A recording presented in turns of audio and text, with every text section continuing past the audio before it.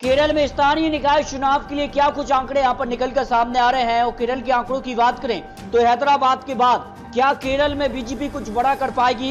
इस बार आपको कुछ बड़े आंकड़े देने वाले हैं क्योंकि केरला लोकल बॉडी इलेक्शन के लिए जो बड़े आंकड़े निकल कर आ रहे हैं उसके लिए बीजेपी ने केरल के लिए स्पेशल यहां पर जो है गेम प्लान तैयार किया है। क्या है बीजेपी का नया गेम और केरल में क्या कुछ होने वाला है। जहां दोस्तों केरल के लिए 3 गठबंधन यहां पर आते हैं, यूडीएफ और एलडीएफ और एनडीए।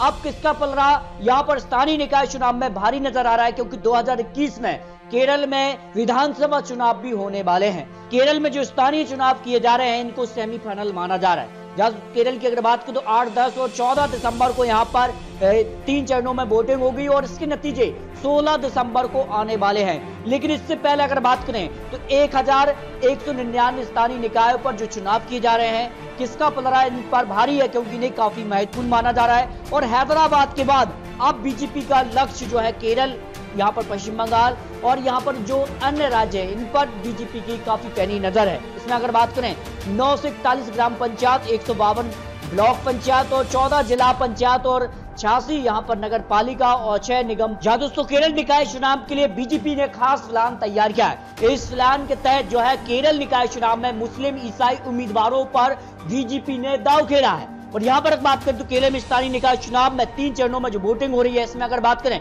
तो पार्टी ने इस चुनाव के लिए 100 से ज्यादा मुस्लिम उम्मीदवार यहाँ पर बनाए हैं। इसके अलावा 500 से अधिक ईसाइयों पर भी बीजेपी ने यहाँ पर दांव खेला है और बीजेपी अपने पैर अब कहीं ना कहीं केरल में पसारने के लिए अभी से तैयारी यहाँ पर कर रही है। इसके लिए बीजेपी ने कुछ रणनीति यहाँ पर तैयार किया है और उस रणनीति के तहत यहाँ पर बात करें तो खास करके जो यहाँ पर मुस्लिम मतदाता हैं या उनको लुभाने के लिए बीजेपी ने यहाँ पर 3 तलाक का भी एक बड़ा फैसला लिया था। क्या बीजेपी को केरल में इसका फायदा होने वाला है, क्या कुछ आंकड़े यहाँ पर निकल कर आते हैं। केरला के लिए जो मुस्लिम ईसाई सोशल इंजीनियरिंग के बावजूद केरल में बीजेपी को यहाँ पर हैदराबाद के हिसाब से आंकड़े मिलने वाले नहीं हैं। ये एक्सपर्ट के आंकड़े निकलकर सामने आ रहे हैं क्योंकि हैदराबाद में बीजेपी ने जिस प्रकार से पलटवार किया था 4 से 48 तक का जो आंकड़ा यहाँ पर बीजेपी ने छुआ था उस पर भी कुछ बड़ा बदलाव देखने को मिला था। लेकिन अब केरला में क्या कुछ होने वाला है इस पर कुछ बड़े आंकड़े यहाँ पर आपको देने वाले हैं। यहाँ की विधानसभा सीटों की बात करें तो 140 विधानसभा सीटें आती हैं और बहुमत का आंकड़ा जो है 71 सीटों पर बहुमत मिल जाता है। और केरल विधानसभा चुनाव की बात करें तो 2021 में चुनाव होना है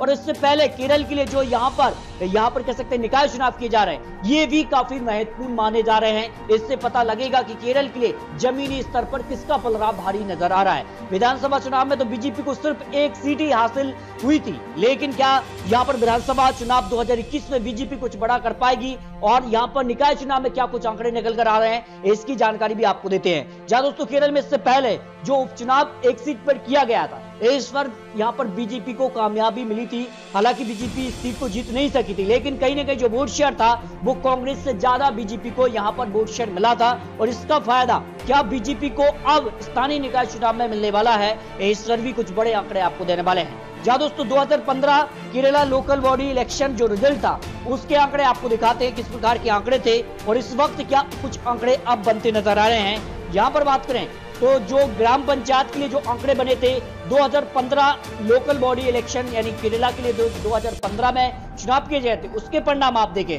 941 जो है ग्राम पंचायत पर जो इलेक्शन थे इस पर 551 जो है यहाँ पर एलडीएफ और यूडीएफ गठबंधन को यहाँ पर 362 और एनडीए गठबंधन को सिर्फ 14 सीट ही यहाँ पर हाथ लगी।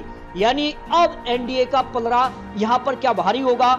941 सीटों में से अब बीजेपी यानी एनडीए गठबंधन कितनी सीट हासिल कर सकते हैं। एक्सपर्ट का मानना रहा है कि बीजेपी यहाँ पर 100 प्लस कर सकती है जो यहाँ पर आंकड़े बनते नजर आ रहे हैं। लेकिन बीजेपी को इतना फायदा नहीं हो रहा है जितना फायदा हैदराबाद में यहाँ पर हुआ था और एक्सपर्ट का मानना है कि 100 प्लस यहाँ पर या माइनस सीटें यहाँ पर बीजेपी कर रही है। लेकिन ये माना जा रहा है कहीं न कहीं जो मुस्लिम और यहाँ पर ईसाइयों को बीजेपी ने अपना उम्मीदवार बनाया है इससे कहीं न कहीं बीजेपी को यहाँ पर जो है काफी कुछ फायदा होता नजर आ रहा जो आंकड़े हैं। यहाँ पर ब्लॉक पंचायत की बात की तो यहाँ पर कह सकते हैं कि 152 यहाँ पर पंचायतों के लिए जो इलेक्शन है उस पर अगर बात करें तो 88 यहाँ पर एलडीएफ और यहाँ पर 62 यूडीएफ गठबंधन को यहाँ पर सीटें मिली थी। लेकिन यहाँ पर एनडीए गठबंधन का खाता भी नहीं खुला था। लेकिन इस बार माना जा रहा है कि यहाँ पर कम से कम 20 सीट प्लस यहाँ पर जो है एनडीए गठबंधन यहां पर कर सकती है।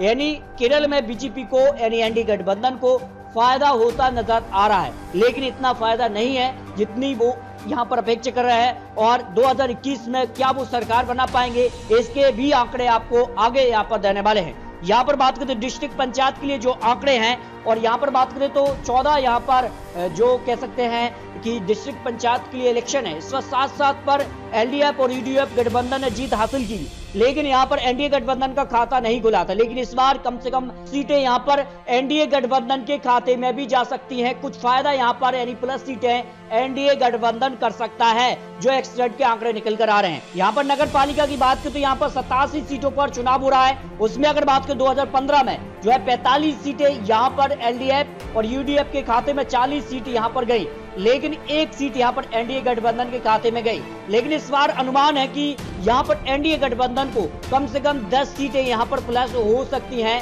जो यहां पर आंकड़े निकल कर आ रहे हैं। जिस प्रकार से एनडीए ने जो है यहां पर पंचायत चुनाव हो या फिर यहां पर निकाय चुनाव के लिए जिस प्रकार से कैंडिडेट को यहां पर चुनावी मैदान में उतारा है। इसके अलावा बात करें तो 6 सीटों पर नगर निगम के चुनाव भी हैं, और यहां पर 2015 की बात करें तो 2 सीटें यहां पर एलडीएफ और यूडीएफ के खाते में, 1 सीट और 3 सीट यहां पर अन्य के खाते में गई। ऐसी यहां पर अनुमान है कि 1 सीट यहां पर जो है यहां पर कह सकते हैं एनडीए गठबंधन के खाते में भी जा सकती है, जो यहां पर बड़े एक्सपर्ट के आंकड़े निकलकर सामने आ रहे हैं। यानी 2015 में तो बीजेपी को कुछ ज्यादा फायदा नहीं हुआ था। क्या 2020 यहां पर केरल लोकल बॉडी चुनाव के लिए क्या बीजेपी को फायदा होगा, ये तो आने वाला वक्त बताएगा। लेकिन यहां पर माना यह जा रहा है कि कहीं ना कहीं जो है एनडीए गठबंधन को 2020 स्थानीय निकाय चुनाव में कुछ फायदा हो सकता है, जो कैंडिडेट बीजेपी ने उतारे हैं, जिस प्रकार से रणनीति तैयार की है। हालांकि इसको हैदराबाद से जोड़ा जा रहा है, लेकिन हैदराबाद और यहां पर केरल में काफी कुछ अंतर है। यहां पर दिग्गज चुनावी मैदान में भी नहीं उतरे, इसका कितना नुकसान अब बीजेपी को होने वाला है, ये तो आने वाला वक्त बताएगा। लेकिन दोस्तों, आपको क्या लगता है, क्या केरल स्थानीय निकाय चुनाव में एनडीए गठबंधन को फायदा होगा, या फिर जो आंकड़े पहले बने हैं 2015 में वो बनने वाले हैं? इस पर अपनी राय कमेंट बॉक्स में रखिए। फाइनल आंकड़े आपको 16 दिसंबर को मिलने वाले हैं, तो प्लीज चैनल को अभी भी सब्सक्राइब कर लीजिए। और केरल विधानसभा चुनाव के लिए भी आपको बहुत जल्द यहाँ पर ताजा ओपिनियन पोल आंकड़े देने वाले हैं, तो अभी चैनल को सब्सक्राइब कीजिए। तो दोस्तों, मिलते हैं और सटीक विश्लेषण के साथ, तब तक के लिए जय हिंद, जय भारत।